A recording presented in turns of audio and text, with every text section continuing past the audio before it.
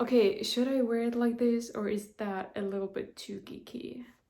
I don't know. I mean, there's a reason I'm standing here in a shirt and even considering throwing on the only tie I could find in this household. Okay, you know what? I think I will just go for it. Though, should I keep my hair like this? Yeah, why not? Okay, guys, that was a long intro. I hope you enjoyed seeing me getting ready in suit and tie just for you. I did not find a suit jacket, so we're gonna roll with this because you already saw it in the thumbnail, but we're going to talk about a special book today because this will be the start of a brand new series on this channel. As you're probably aware, if you frequently watch BookTube, a lot of BookTubers have a segment called Celebrity Book Club going on. That's like a big trend right now in the community to read celebrities' favorite books. And I thought I was not gonna join that one, but how about I create my own little cinematic book club, aka we're gonna read books that movies are based on. Now, obviously, we're not gonna go for your, oop, did you know that Harry Potter was based off of books? No, obviously we're gonna go for ones that you might not know, that there is a book that a movie was based on. And like the first one we have right here is just such a candidate. Whoa, the word candidate, it felt very fitting to say in this outfit. Okay, the first book we're going to talk about and the first movie is Mortdecai, Charlie Mortdecai, however you pronounce that. And the book that Johnny Depp, Gwyneth Paltrow, and Ewan McGregor movie is based on is Don't Point That Thing at Me by Kyril Bonfiglioli. I think that's how I pronounce his name. Don't quote me on it though. Okay, I guess you have seen Mortdecai if you clicked on this video. So I think the movie, okay, when I think it got published in like 2017 or something like that.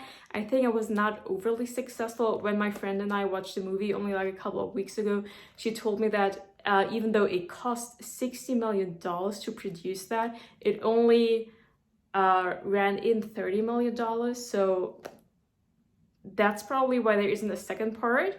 But yeah, the movie Mortdecai is based on this series. This is not a standalone book.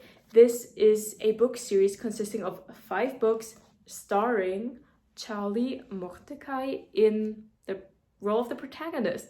Now, if you've seen the movie, you will definitely recognize parts of this plot, though having read this, I can confidently say that apparently the script writers, they kind of like chose and picked their favorites out of all of those 5 books, because there are parts of this that were definitely featured in this movie, but parts that also weren't featured.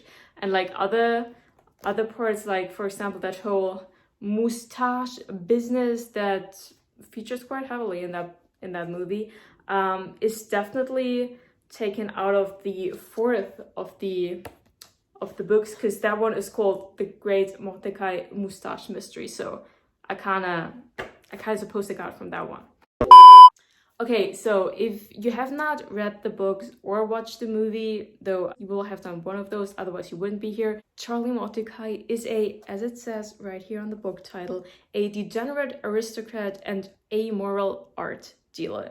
And that fits you right in the scene. Our protagonist, he is rich. He does not know much about life because he literally needs a manservant, a sort of butler, to even bring him his tea, make him his food. Man has probably not cooked a single meal in his life. And that's our protagonist. He's living in London, and his pastime, because it's not like he actually needs to do it for the money, is he's a art dealer, but not like an honest one. He is a bit of a crook at that. Now, what it says here, the little blurb on the title, like usually I think blurbs on titles are absolutely unnecessary. Usually they don't tell me anything about the book, especially if it's like a British novel, because British critiques tend to mean nothing because they're so insanely exaggerated. They always go like, oh my god, this is like the best of the century, one of a kind, blah blah blah. So, and if you exaggerate that hard, like whatever you say, it doesn't mean anything anymore. Anyways, but this blurb right here, it actually helped me place this perfectly, because it says right here, it's this little critique by the New Yorker, that this book is the result of an unholy collaboration between P.G. Wodehouse and Ian Fleming. Now, P.G. Wodehouse, I suppose most people would maybe not be familiar with his work. At least I have never heard a single person on BookTube talk about him. I am a great P.G. Wodehouse fan. His best known series, I guess you could call it, would be the Jeeves and Wooster series that had also been turned into a, I think, BBC series starring Hugh Laurie and Stephen Fry. It is absolutely superbly hilarious. So P.G. Wodehouse writing features characters just like our Charlie Mortdecai, as in like rich, privileged men in England who have nothing better to do in their life but spend their time idly and spend their money while doing so, hanging out in clubs, starting to drink at noon or even earlier, as well as getting involved in little situations that they themselves never know how to get out of, and they always need like their trusty manservant butler kind of situation to help them out. That is what the P.G. Wodehouse universe is like, and that is also what we have here. But as it says right here, this is like a mixture between P.G. Wodehouse and Ian Fleming. Ian Fleming is the creator of 007, the James Bond universe, and that gives us like this hint of, well, international affairs, of crooks and criminals and thefts our protagonist is getting involved in. That is not featured in the Bertie Wooster universe and like the P.G. Wodehouse one, but merging those two worlds together, this came out of it. I really like the writing of this. It 100% reminded me of the P.G. Wodehouse style, which I like. The writing is the most hilarious part out of it, I think.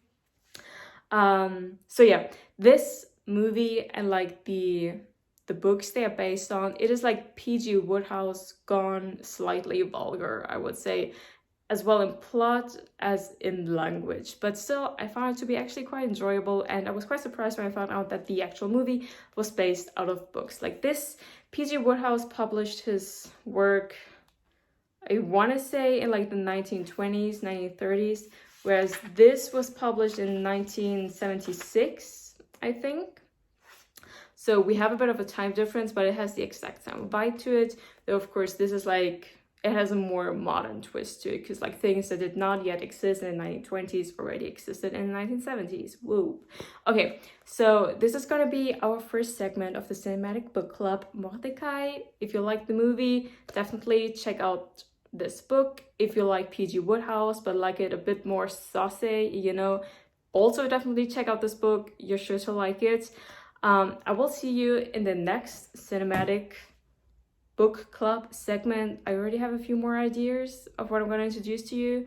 Okay, here's a little hint for like the next video. It's like a Y2K classic being based off of an actual classic.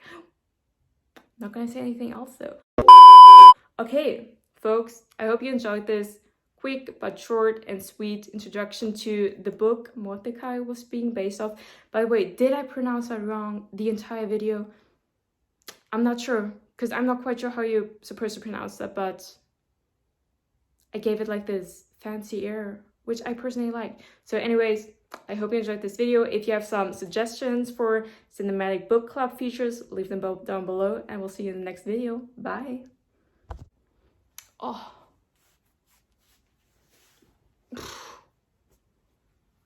Look like a frat boy or like a sous chef.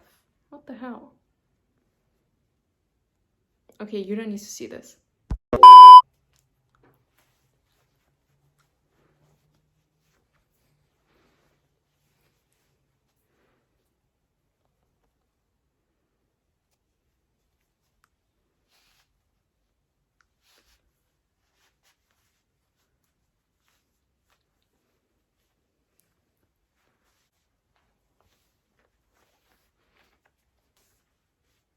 Wait.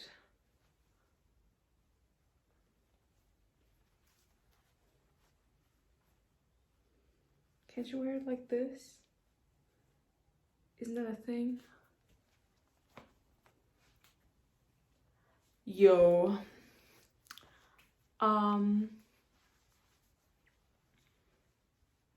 Okay, this is definitely not right.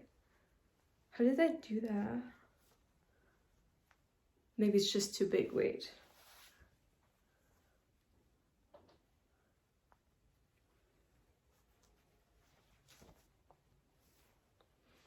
Ah. This seems more right.